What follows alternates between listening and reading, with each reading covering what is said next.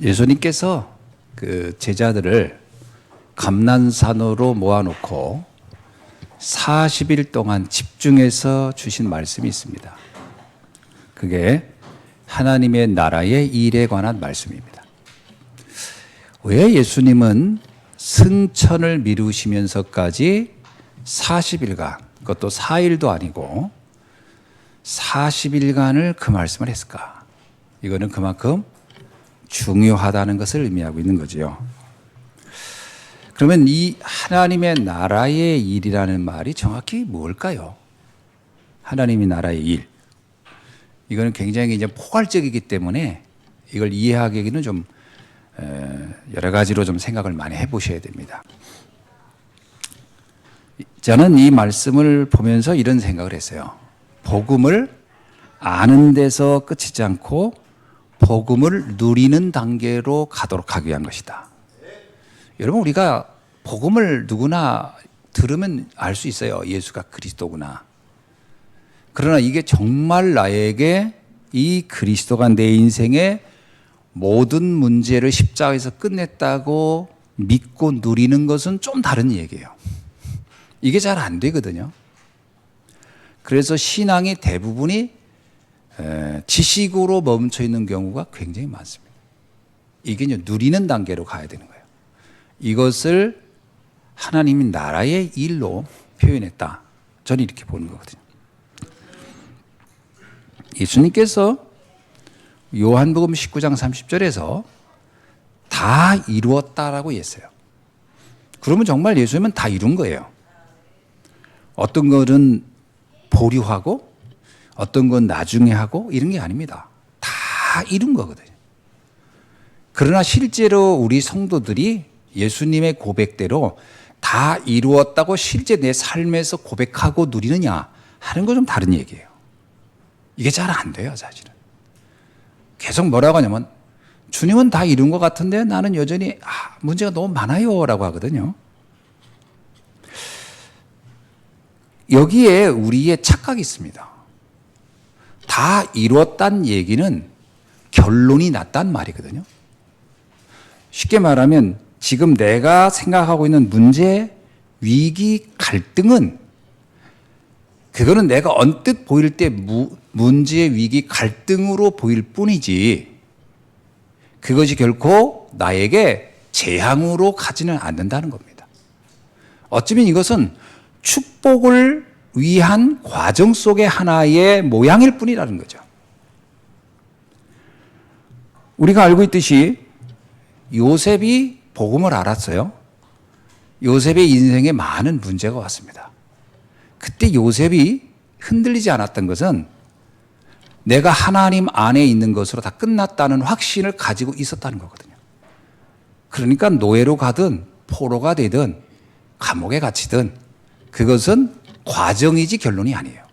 결론은 뭐죠? 다 끝난 겁니다. 우리가 여기에서 속으면 안 돼요. 우리 성도님들에게 많은 문제가 있을 겁니다. 그거는 우리가 살아있는 동안에 겪고 있는 많은 문제들이지만 주님이 이것이 우리에게 결코 망한다고 하는 것이 아니라는 거예요. 이 부분을 우리가 정확히 아셔야 됩니다. 그러니까 제자들이 예수님이 십자가에서 죽으실 때 이게 그들은 끝이라고 생각한 거거든요. 그래서 막 당황해서 다 돌아갔잖아요, 고향으로. 근데 아니었어요. 그건 새로운 시작이지 결론이 아니에요. 그래서 그들을 다시 불러 모아놓고 얘기하는 겁니다. 앞으로도 이런 일들이 어쩌면 자주 일어날 거다. 그때 너희들이 속지 말아라. 이 일이 너에겐 결코 망하는 일이 아니다. 끝이 아니다. 새로운 시작이다. 두 번째는 복음을 아는 단계가 아니라 복음을 전하는 단계로 가기를 원하는 거죠. 그래서 예수님이 뭐라고 하냐면 기다리라는 거예요. 아버지께서 약속한 것을 기다려라. 그러면 너희가 몇 날이면 어때요? 성령 충만해지고 그때 알 것이다. 야, 내가 발견하고 체험한 복음이 얼마나 놀라운지. 그럼 그거를 이제 전하는 단계로 가게 될 것이다. 그래서 이걸 땅끝까지인가 전해라. 이 얘기는 뭐예요? 땅끝까지 전하라는 말은 무엇을 의미하죠? 모든 사람에게 이 복은 답이 된다는 얘기예요. 인종, 문화, 학벌, 지위, 고하 아무 상관없이 모든 사람에게 이 복음은 답이 된다. 이걸 여러분이 정말 믿어야 돼요. 제가 이제 해외 사역을 이제 우리 여러분 덕분에 자주 가지 않습니까? 아르메니아라는 나라는 기독교 역사 가장 오래된 나라예요. 로마보다 100년 전에 기독교를 국교로 한 나라니까요. 그리고 지금도 학교에서 성경은 교양으로 다 공부하게 돼 있어요. 그래서 아이들이요, 성경 얘기하면 딱 알아요. 그게 어디에서 나오지. 그리고 저는 주일학교 아이들을 공과 공부하는 거 봤거든요. 이번에 이제 자세히 봐서요. 공과 공부하는 거. 우리나라 교회 교재보다 훨씬 좋습니다. 재미난 건 뭔지 아세요? 다른 학교 교재의 책은 종이가 되게 질이 낮아요. 근데 공과 교재의 책 기질은 굉장히 좋아요.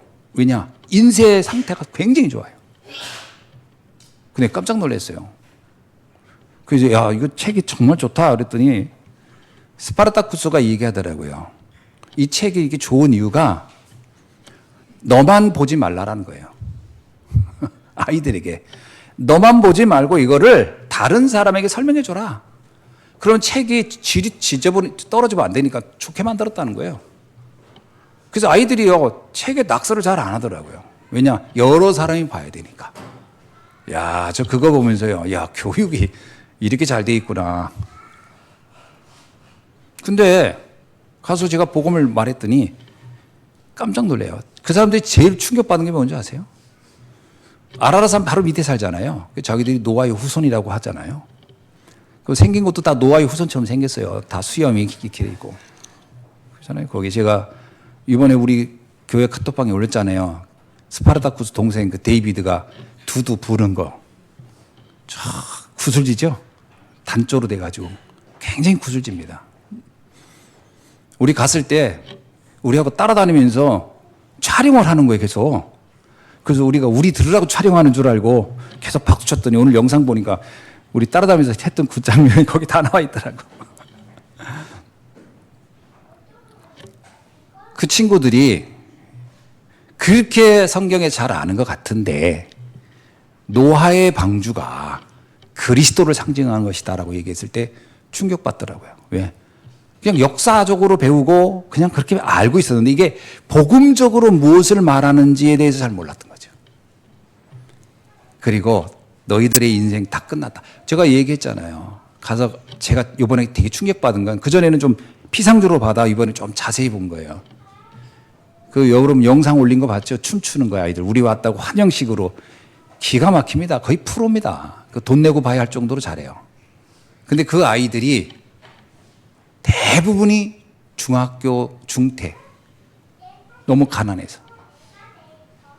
그런 수준인 거예요. 그래서 너의 인생 그리스도로 끝났다. 아무것도 염려하지 말아라. 학벌도 중요하지 않아. 다행히 좋은 학교 나오면 좋지만 그것이 그걸로 답은 아니다. 베드로가 어디 대학 나왔더냐. 그러면서 얘기를 했더니 얘들이 막 너무 행복해가지고 얘들은 박수 이렇게 어디 친 줄 아세요? 벌떡 일어나 쳐요. 감동하면. 여러분 복음은 모든 사람에게 답이에요. 모든 사람이 답입니다. 우리가 이걸 꼭 기억하셔야 돼요. 주님이 말합니다. 너희들만 복음을 알고 있지 말고 모든 사람에게 답을 줘라. 이거 의외로 잘 안 되거든요. 여러분 생각 많이 하죠? 이 사람이 답이 될까? 이 사람이 부자인데 답이 될까? 여러분,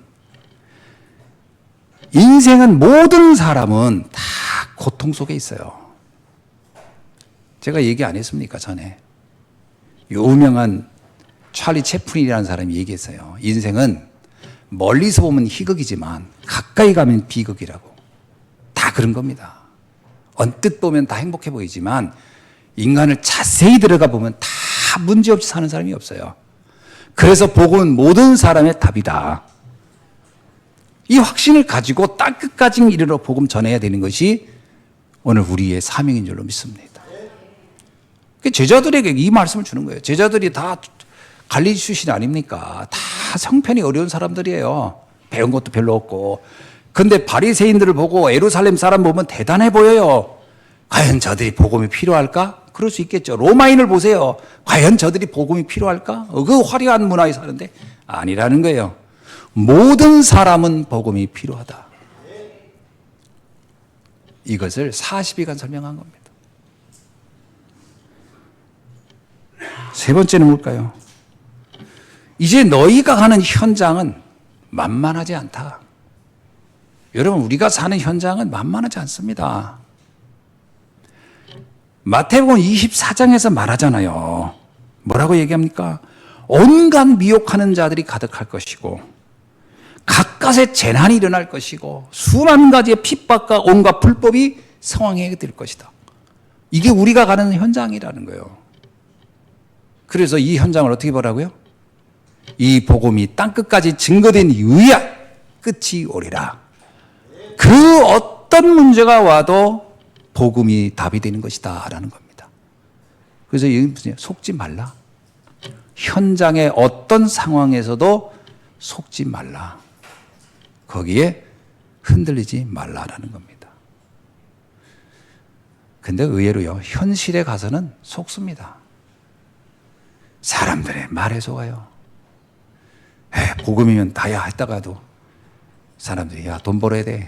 그러면 아니, 벌지 말란 말이 아닙니다. 그러나 막 그게 막 전부인 것처럼 속는 거예요 또. 그리고 또 초조해지고 불안해지고 무기력해지고. 이 기준이 하나님의 말씀이어야 합니다. 왜 미혹하는 자가 많다고 할 때 그 미혹이라는 단어가 뭘까요? 단순히 뭐 이단적이고 이런 것만 말하는 건 아니에요. 디모데후서 4장 3절로 4절에 이런 말씀이 있습니다. 때가 이르르니, 이건 뭐예요? 우리가 살아가는 그 현장에 대한 얘기죠. 사람이 바른 교훈을 받지 아니하며 귀가 가려워져 자기의 사욕을 따르는 스승을 많이 두고, 온갖 스승을 뒀다는 얘기는 뭐예요? 미혹의 말들이 많다라는 거예요. 또 그 길을 진리에서 돌이켜 허탄한 이야기를 따르게 되느니라. 이렇게 사람들은 살아간다는 거예요.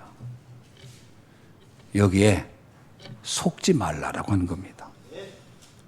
이런 현실에서 무너지지 않고 살아남을 뿐만 아니라 살아남은 정도가 아니에요. 살리는 자로 나가는 비밀이 우리 안에 있어야 할 줄로 믿습니다. 그런데 오늘 본문에 보면요, 고린도 교회는 어떻게 됐습니까? 예수님이 감람산에서 이 말씀을 전한 이후에 그의 제자들에 의해서 후에 세워진 교회예요. 그런데 이 교회가 어떻게 됐어요? 살리는 건 고사하고 자기들의 내부의 문제로 지금 심각한 문제에 무너지고 있는 거예요. 그러니까 예수님이 40일간 했던 것이 결코 지나친 게 아니죠. 어쩌면 예수님이 그랬을 거예요. 내가 한 400일을 했었어야 되는데 내가 너무 짧게 하고 왔나? 아마 이렇게 생각했을지도 몰라요. 의외로 우리 안에 이미 잘못 각인된 거, 잘못 뿌리 내린 거, 잘못 체질된 것이 너무 강하다는 거예요. 어찌 보면요, 우리 안에 나도 모르게 세워진 다른 틀, 다른 망대, 이거를 무너뜨려야 되거든요. 그럼 어떻게 이렇게 해야 될까요? 참고입니다. 참고할 게 있어요. 저는 본문을 과학적인 삶을 살아야 한다 이렇게 표현했어요. 이 과학적이라고 하는 표현을 쓴 이유는 있습니다. 뭐냐면 과학이라는 것은 어떠한 반응이 어떤 조건에서도 변함없을 때를 과학이라고 하거든요. 그죠? H2O, 수소 두의 산소 하나 결합이 물이 되는 건데, 이거는 한국에서 하든 미국에서 하든 유럽에 가서 하든 그건 물이 돼요. 과학적이라는 것은 어떤 상황 조건에서 변함없이 이루어지는 상황, 이런 얘기를 전 표현하고 싶었습니다. 우리가 과학적이라는 얘기는 굉장히 객관적이기도 하고 합리적이기도 하다라는 말이기도 하죠. 저는 우리 신앙인들이 상식 이상이 돼야 할 줄로 믿습니다. 상식 이하인 사람도 있어요. 어떤 사람이 상식 이하냐? 자기중심적으로 모든 걸 판단하고 이해하고 설명하는 사람, 그걸 가지고 결정하는 사람은 상식 이하예요. 상황 고려하지 않습니다. 여건 고려하지 않아요. 오로지 자기중심에. 그냥 내가 좋으면 좋고 내가 싫으면 싫고 이렇게 되면 상식 이하가 돼버려요. 고린도 교회는 지금 세계복음화를 해야 될 상황이거든요. 근데 이 교회가 파벌로 싸우고 있어요. 상식 이하예요. 상식 이하예요, 지금. 여러분, 지금 우리가 중대한 전쟁을 앞두고 있는데 내분이 일어났다? 그럼 상식 이하예요. 그건 상식적이지도 않은 거예요.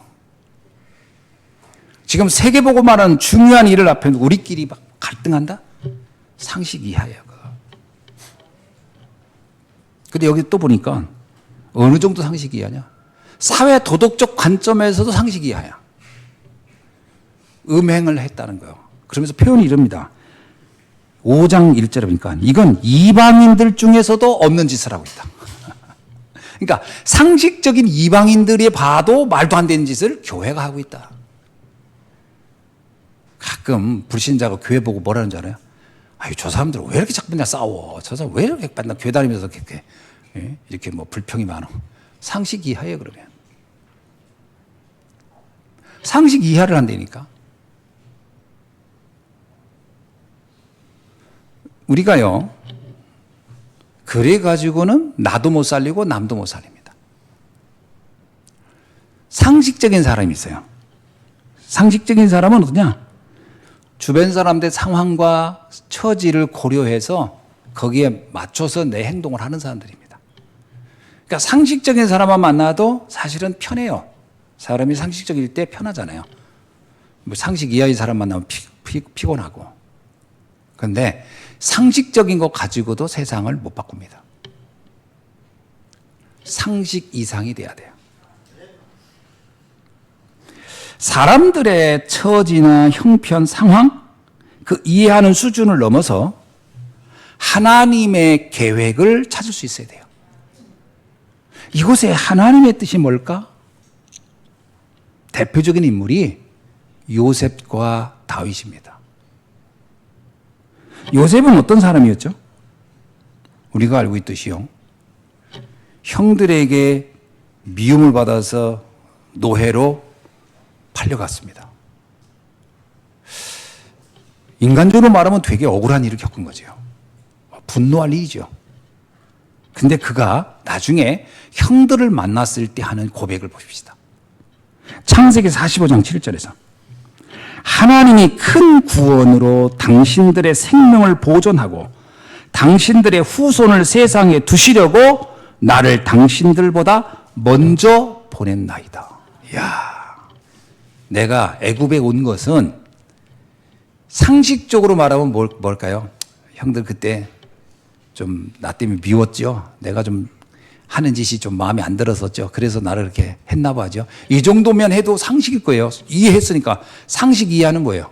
묻지도 않고 그냥 가서 복수해 버리는 거지. 그리고 당신만 죽이는 게 아니라 그 자녀들까지 내가 삼족을 멸하리라. 뭐 이를 보는 이건 상식 이하지요. 그때 요셉은 상식 이상이에요. 하나님이 계획에 있어서 보낸 것이라는 거예요. 그 사건에 대해서 하나님의 뜻을 물었던 겁니다. 그래야 세상을 살릴 수 있어요. 창세기 50장 20절에서는 이렇게 얘기합니다. 근데 형들이 이 말을 듣고요. 형들이 사실은 이 말을 듣고, 야, 우리 요셉은 동생이지만 대단하다. 훌륭한 분이구나. 훌륭한 사람이구나. 어떻게 저럴 수 있을까? 이렇게 감동한 게 아니에요. 저거 다 뭔가 내막 있는 말이야. 저거 뭔가 속은 안 그런데 말만 저러고 있어. 불안해. 그래서 형들은요, 내내 요셉을 불안하게 생각했어요. 언젠가 저 말을 뒤집고 이제 나를 우리가 복수하지 않을까. 근데 복수를 안 하거든요. 그러니까 아버지가 살아계셨기 때문에 안 하는가 보다. 그래서 아버지가 살아있는 게 이들에게는요, 지금 정말 이게 다행이라고 생각하고 있는데 어느 날 아버님이 돌아가셨어. 야, 이제 드디어 우리 동생 야곱이 총리가 됐으니까 복수하겠구나 라고 해서 벌벌 떨고 있을 때 이런 얘기를 합니다. 50장 20절이죠. 당신들은 나를 해하려 하였으나 하나님은 그것을 선으로 바꾸사 오늘과 같이 많은 백성의 생명을 구원하게 하려고 하셨나이니 당신들은 염려하지도 말고 내가 당신들의 자녀까지 다 지키겠다. 야, 상식 이상. 이런 논을 뜰 수 있어야 됩니다. 과연 이게 어려운 걸까요? 어려울 수도 있겠지만 질문을 한다면 달라질 것입니다. 하나님, 이 문제의 하나님의 뜻은 뭘까요? 질문하셔야 돼요. 우리의 기도는 내 감정과 내 필요를 놓고 막 호소하는 게 아니고 하나님이 이 사건을 통해 내게 원하는 게 뭘까를 질문하는 겁니다. 그게 중요한 기도죠. 그리야 세상을 바꿉니다. 내 필요를 요청하는 거는 그냥 상식적일 겁니다. 그렇죠. 힘든 사람이 도움을 청하는 건 상식적인 거예요. 그러니까 기도도 상식적으로 할 수 있어요. 내가 힘들면 하나님 도와주세요. 뭐 옛날에 그런 기도 있잖아요. 아시지요. 그건 상식적인 기도예요. 저를 아시지요 하는 거. 그건 아주 지극히 상식적인 거예요. 그건 나쁘다고 할 수는 없어요. 상식 이해하는 아이 기도를 안 하는 거지. 하나님이 어디 있어? 이거 상식 이해하지 뭐. 기도하면 뭐해? 뭐 이런 건 상식 이해하고. 그나마 상식적인 거는 하나님 저 아시지요. 저 힘들어요. 뭐 이런 건 상식적일 겁니다. 그러나 상식 이상이 돼야 돼요. 하나님 그 사건의 하나님의 계획은 뭘까요? 하나님의 뜻은 뭘까요? 두 번째는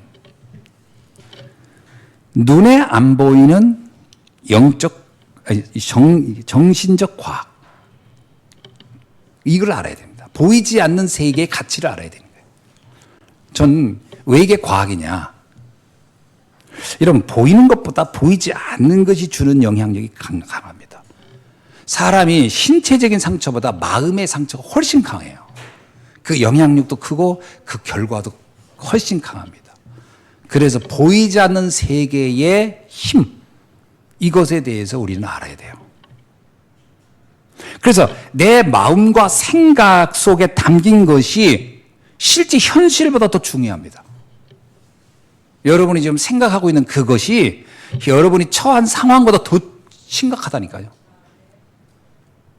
내가 지금 그냥 무슨 일을 안 하고 있을 수 있어요. 그러나 내 생각이 무너진 건 더 심각한 거예요. 사람이 아무것도 안 해도 생각에서는 뭔가를 준비할 수도 있고 생각할 수도 있는 거거든요. 이게 더 중요한 겁니다.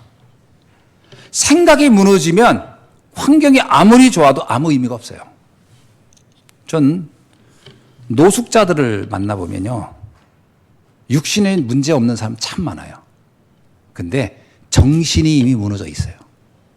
희망 없습니다. 정신이 무너졌으면 희망 없어요. 그게 과학입니다. 그거를 우리가 소홀히 여기면 안 되고 심각하게 볼 수 있어야 되고 진지하게 볼 수 있어야 돼요. 욥기 3장 25절에 이런 말씀이 있습니다. 내가 두려워하는 그것이 내게 임했고 내가 무서워하는 그것이 내 몸에 미쳤구나.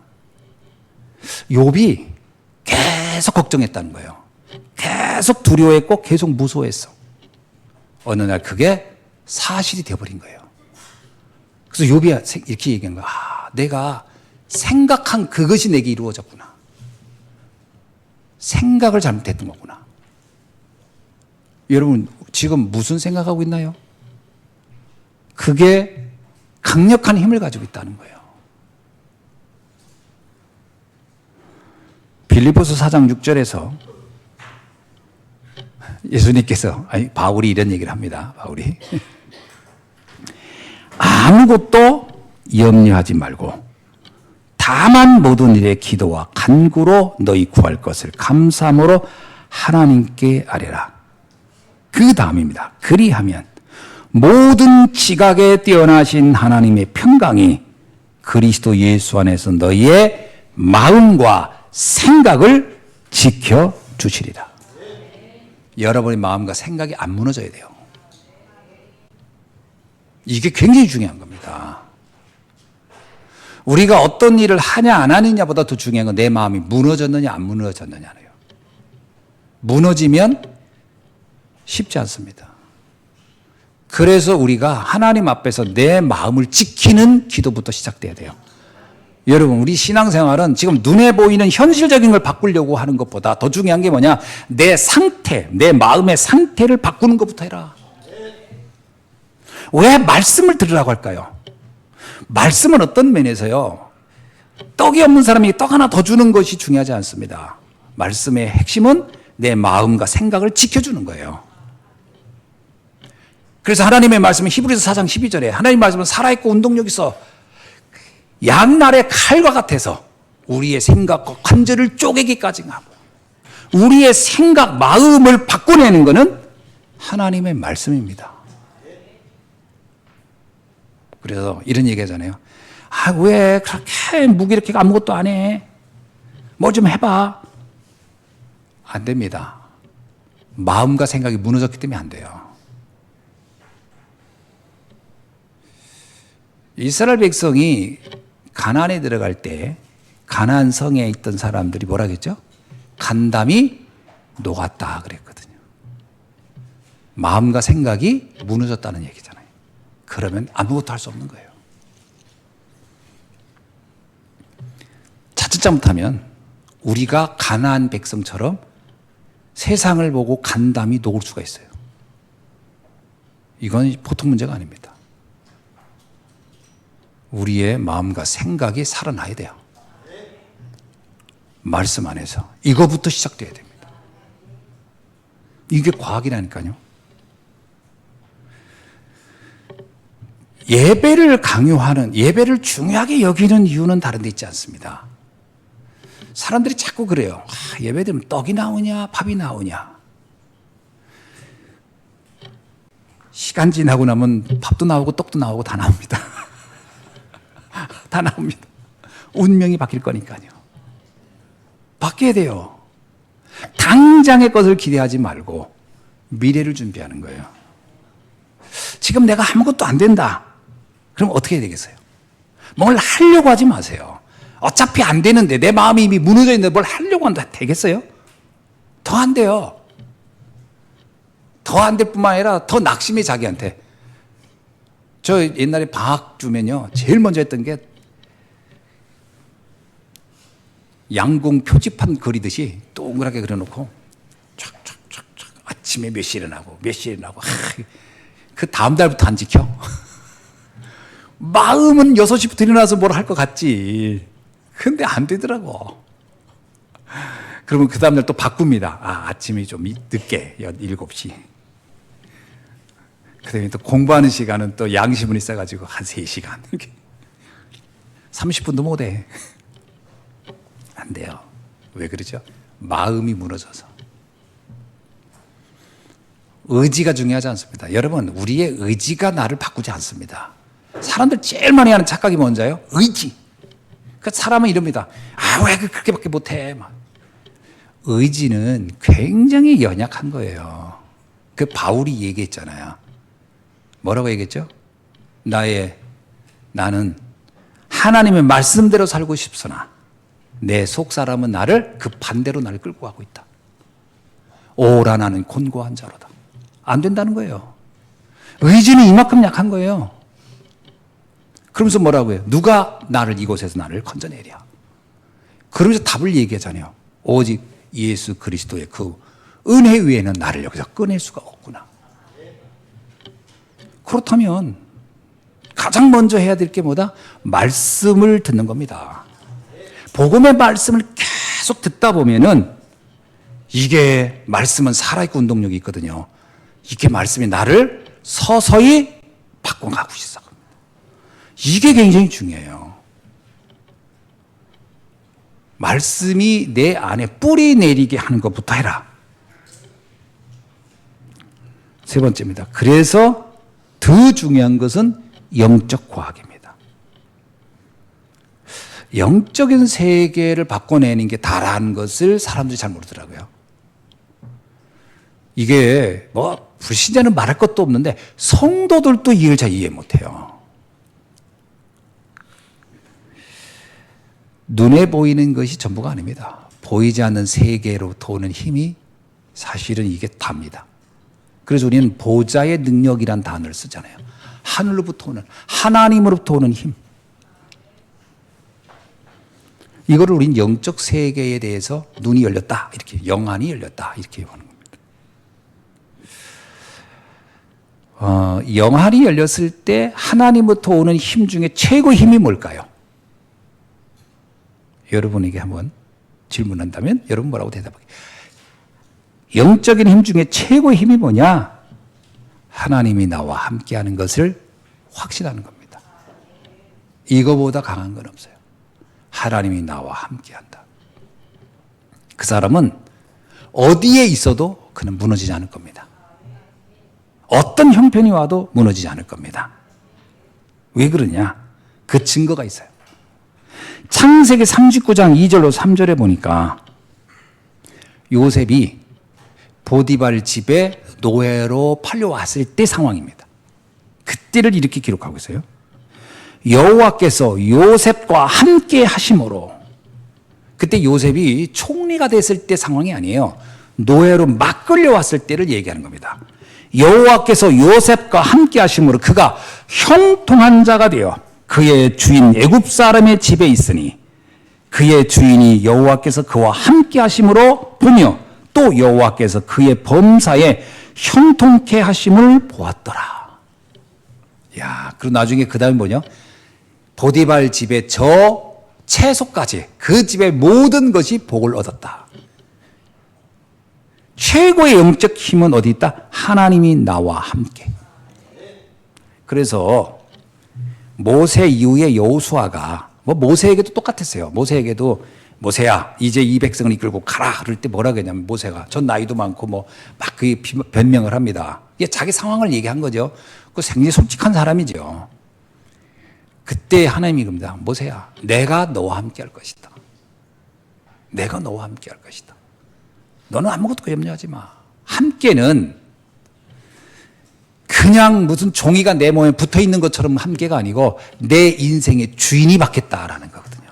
나를 이끌어 간다는 거예요. 누가? 주님이. 여호수아에게도 그 얘기합니다. 여호수아가 모세 이후에 지도자가 됐을 때 여호수아 1장을 보세요. 그때 여호수아의 상태가 뭐죠? 내가 이거 어떻게 가능할까? 아무것도 염려하지 마라. 모세와 함께한 것처럼 내가 너와 함께하리라. 이게 답니다, 사실은. 영적인 세계의 눈을 열었다라는 것은 어떤 뭐 신비한 체험하라고 이게 중요한 게 아니에요. 그건 그 예민한 사람들이나 그런 얘기를 하는데 그거는 힘 없습니다. 왜? 그거는 잠깐이에요, 잠깐. 뭐 영적으로 체험했다. 그거 오래 가는 거 봤어요? 제가 옛날에 얘기 안 했습니까? 제가 목회를 시작하기 전에 집사람하고 결혼하고 나서 그래도 소위 목사가 됐는데 금식 기도를 또 한 번 해야 되지 않느냐. 이렇게 목사의 양심상. 그래가지고 제가 오살리 금식 기도를 가서 그때 금식 기도를 했다니까요. 했더니 막 앞에 있는 사람 울고 난리도 아니야. 막 어떤 사람은 아시죠? 막 기도할 때 방석 붙잡고 기도하면 이 방석이 저 뒤에 있다 앞으로 가고 막 이러고 기도하면 몸이 앞으로 막 가요. 막 웃기기도 하고 막 그랬거든. 막 은혜 충만하지. 야, 끝나고 오는 날 거기에 버스가 오거든요. 야, 서로 자리에 앉으려고 보따리 집어 던지면서 막 하더니 그래서 싸움이 나가지고 그렇게 성령 충만한 사람이 버스 자리 하나 앉는 거 못해가지고 싸움이 나버려. 아, 내가 그거 보면서 저 방언이고 뭐고 다 쓸데없는 거구나. 내가 그때 결론 내렸어요. 그거 아무 힘이 없는 거구나 저거. 그거 하나를 이길 힘이 없구나. 모든 거 잠시. 뭐가 나를 강하게 만드냐? 하나님이 나와 함께. 시편 23편 1절 보세요. 다윗이 이렇게 얘기합니다. 그때 다윗이 가장 힘들 때예요. 나이가 많았고 그의 아들이 반란을 일으켜가지고 자기를 죽이려고 올 때 신발도 신지 못하고 도망갈 때였습니다. 그때 바로 이 시편 23편을 한 거거든요. 뭐라고 하죠? 여호와는 나의 목자시니 나는 부족함이 없으리로다. 야, 진짜. 그러니까 다윗의 평생의 힘은 어디 있었냐? 하나님이 나와 함께입니다. 다른 데서 오는 힘이 아니에요. 우리 성도님들이 그거를 잊지 마셔야 돼요. 하나님이 나와 함께. 그럼 이걸 어떻게 해야 돼요? 매 순간 확인하는 것은 말씀밖에 없습니다. 자, 그래서 이 영적 세계를 알면 반드시 회복되는 게 있어요. 영적 세계를 알면 회복되는 게 있어요. 뭐죠? 근본 축복이 회복됩니다. 원래 우리 인간은 영적 존재란 말이에요. 하나님 형상대로 창조된. 그런데 우리에게도 사명이 있었어요. 생육하고 번성하고 충만하고 정복하고 다스리라는. 이게 우리에게 준 사명이란 말이에요. 쉽게 말하면 세계 경영이라는 사명이에요. 그런데 이 모든 것이 에덴 동산 사건으로 다 상실되면서 사라졌단 말이에요. 그래서 사람들은 하나님의 형상이 내게 있는지도 모르죠. 그리고 뭘 경영하고 다스리고 세계를 경영한다 상상도 못해. 자기 몸 하나도 관리하기가 쉽지 않은 거예요. 무기력하게 가지고. 이게 영적 세계가 이해되면 이 부분이 회복됩니다. 그래서 재창조의 시간이 오는 거예요. 그리스도 안에 있는 자는 새로운 피조물이니. 새로운 피조물이에요. 새로운 시작입니다. 제자들이 마가다락방에 있기 전까지는 어찌 보면은 막 복음을 알고 막 그런 것 같았는데도 이게 희미할지 안에 있었던 각인된 게 너무 많아요. 예수님 십자가 진단 얘기 듣고 다 흩어질 만큼 약했어요. 그런데 감람산에서 40일간의 메시지를 쫙 듣고 나서 그들이 결단합니다. 아, 이제 우리는 새로운 시작일 뿐만 아니라 주님은 성령으로 우리와 함께 하는구나. 주님이 그러잖아요. 약속한 걸 기다리라 할 때 그 성령 충만이라는데 그 핵심은 뭐죠? 하나님이 영으로 나와 함께거든요. 이게 체험되는 순간부터 제자들은 달라집니다. 완전 달라져요. 아, 혼자가 아니구나. 그럼 내 힘으로 하는 게 아니구나. 전능하신 분이 나와 함께 하는구나. 그럼 아무것도 두려워할 필요 없다. 그러면서 그들이 세계를 바꾸는 삶으로 바뀌어갑니다. 이게 얼마나 놀라운 겁니까? 에덴의 축복을 회복한 거죠. 여러분, 내가 힘이 없다라고 하는 것은 엄밀하게 말하면 의지가 약하다라고 생각하지 마세요. 의지하고는 상관없습니다. 어떤 면에선. 의지는 조금의 차이는 있을 수 있으나 큰 차이는 없어요. 하나님이 나와 함께하는 것이 체험되어야 끝나는 겁니다. 여러분, 근본 축복을 놓치면 어떻게 될까요? 이 축복을 놓치면 어떻게 되냐면 노예포로 속국됩니다. 노예포로 속국이 뭐예요? 끌려가는 거예요. 끌려가는 거예요. 현실의 상황에 이런 세상에 끌려가는 거예요. 그냥 내 인생이. 아무것도 내가 주도하는 게 없어요. 그냥 시킨 대로 그냥 마지못해 어쩔 수 없이 그렇게 살아가는 거예요. 이 힘 놓치면 그렇게 된다니까. 평생을 돈 따라가다가 끝나. 그러면 돈에 노예된 거예요. 사실 별거 아닙니다. 사람에게 노예될 수 있어요. 사람 따라 사람 의지하고 막 가다 끝나는 거예요. 그렇게 된다니까. 성공 따라가다 끝나고 그 세상의 노예포로 속국되는 거죠. 이것을 근본적으로 바꿔내야 합니다. 어떻게 바꿔낼까요? 정말 이걸 바꿔내는 것은 내 신분이 바뀌어질 때, 내 모든 상황이 바뀌어질 때, 내 신분과 권세가 바뀔 때예요. 영접하는 자 그의 이름을 믿는 자들에겐 하나님이 자녀가 되는 권세를 주셨느니라. 사실 어떤 의미에서요. 처음으로 돌아가서 한번 생각해 보세요. 내가 정말 예수를 그리스도로 믿나? 내가 예수가 나에게는 어떤 분인가? 정말 예수님이 나에게 그리스도가 된다는 게 어떤 의미가 있나? 나는 한 번이라도 이런 부분을 진지하게 고민해 본 적이 있나? 점검해 보셔야 됩니다. 자칫하면 우리 신앙이 습관적이기 쉬워요. 왜냐하면 예수가 그리스도 믿으니까 근데 과연 내 인격을 놓고 내 삶을 놓고 진지하게 질문을 해보셔야 돼요. 내가 가장 걱정되는 건 뭐냐면 우리 랩런트들이에요. 부모님들이 신앙생활을 하다가 그냥 부모 따라서 교회 왔단 말이에요. 그러니까 내가 내 스스로 한 번도 영적인 부분을 정말 내가 1대1로 하나님 앞에 질문을 해본 적이 없을 수도 있다. 그러니까 안타까운 것을 우리가 실제로 보고 있지만 중학교에서 고등학교 갈 때 교회 떠납니다. 고등학교에서 대학 갈 때 교회 떠나요. 대학교에서 회사 직장 다닐 때 교회 떠나요. 왜 떠날까요? 왜 떠나죠? 그 그리스도가 나에겐 아무런 힘이 없는 거예요. 그 그리스도가 내 인생에 아무런 영향을 준 적이 없는 거예요. 제가 전에 안 했습니까? 저 불국사 갔는데, 불국사 그때 목사님들하고 거기 불국사 갔었어요. 거기 그 경주에서 목회자 세미나 있어가지고. 그 불국사 이제 낮에 시간이 있으니까 잠깐 관광하러 갔는데, 그 앉아있는데 젊은 스님이 한 분이 지나가더라고. 우리 목사님들이 이제 질문하잖아요. 스님, 여기 불국사 오는 게 어디 좀, 저기 뭐 먹을 거 없냐, 뭐 이런 거 유명한 데니까 그런 거 파는 데 없냐 했더니 이분이 하는 얘기가, 얘가 무슨 그 매점 같은 건 없습니다 그러더라고. 그러냐고. 그러면서 매점 가려면 저 아래로 가야 됩니다. 이렇게 하더라고요. 그러니까 우리 이제 목사님 중에 한 분이 이제 여기서 이렇게 계속 계시니까 어떠냐, 이렇게 있는 게 있을만 하냐, 이렇게 뭐 했어요.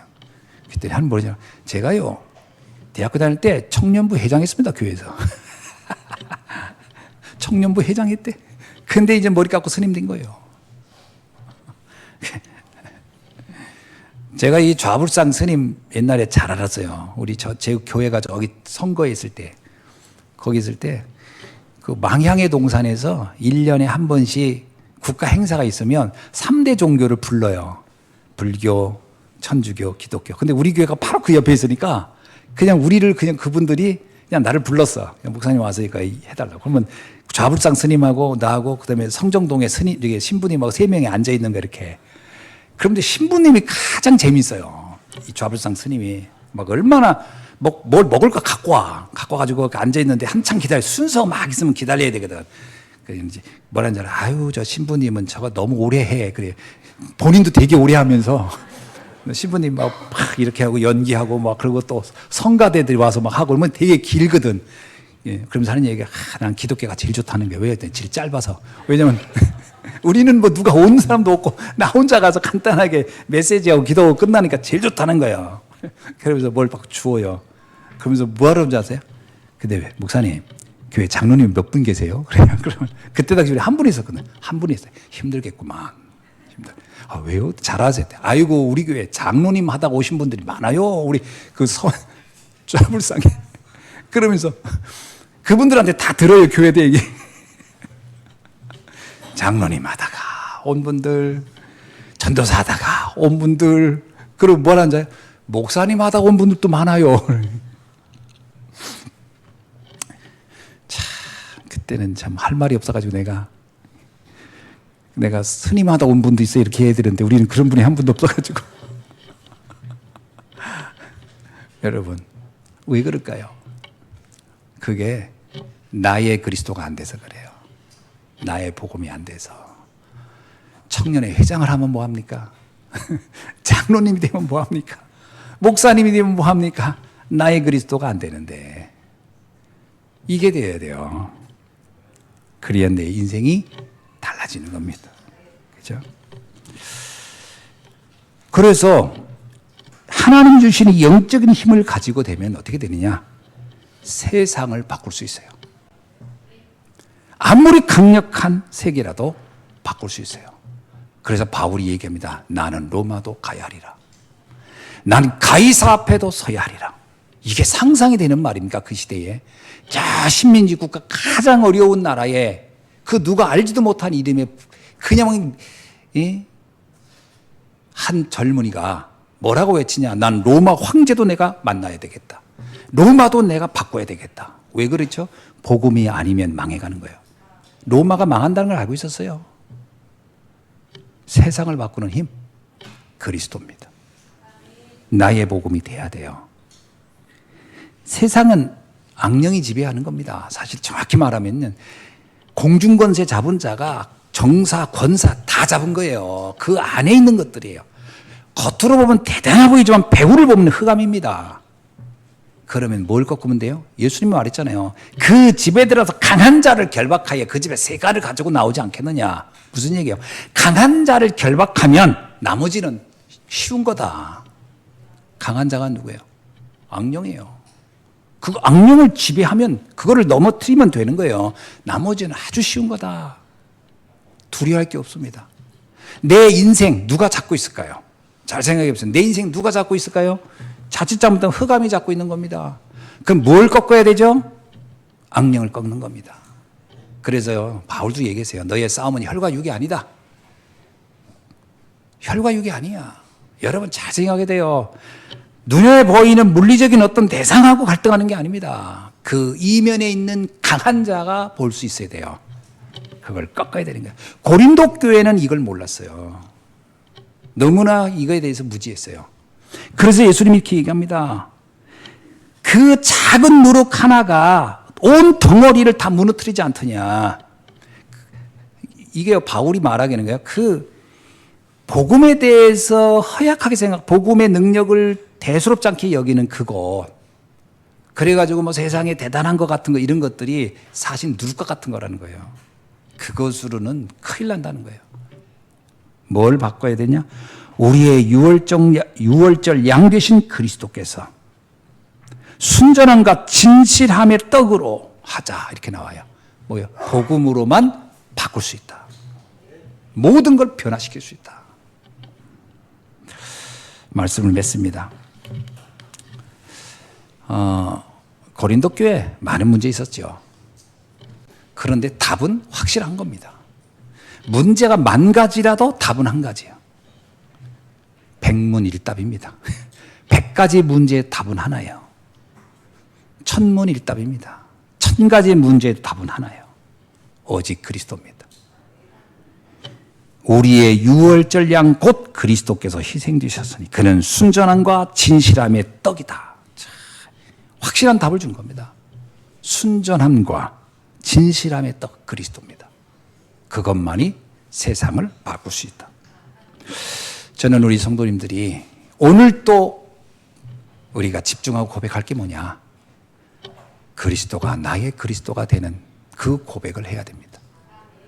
오늘 또 우리가 말씀 앞에서 이 말씀이 나의 말씀. 그래서 그냥 로고스의 말씀이 아니고 이 말씀이 나에게 레마로 와서 할 수 있도록 나의 그리스도가 되는 시간 될 수 있기를 주의 이름으로 축원합니다. 기도하겠습니다. 하나님 감사합니다. 오늘 또 주신 말씀으로 인하여 우리가 다시 한번 우리 인생 문제의 완벽한 답인 순전함과 진실함의 떡 되시는 유월절 어린 양 그리스도의 십자가의 은혜를 깊이 나의 그리스도로 고백하는 날이 되도록 역사하여 주옵소서. 감사드리며 그리스도이신 예수님의 이름으로 기도하옵나이다. 아멘.